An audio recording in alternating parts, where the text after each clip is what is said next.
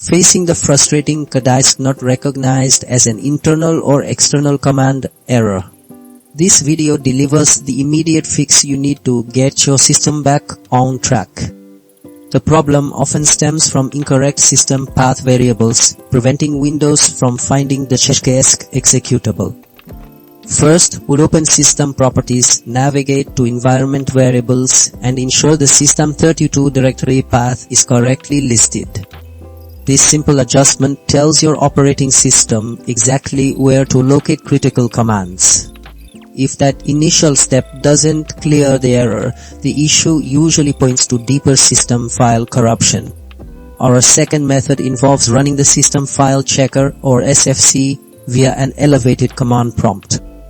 This powerful tool scans and repairs damaged Windows files automatically, often restoring missing or corrupted command definitions. But what if SFC finds nothing or can't complete its repairs? Then we move to method 3, deploying the DISM command.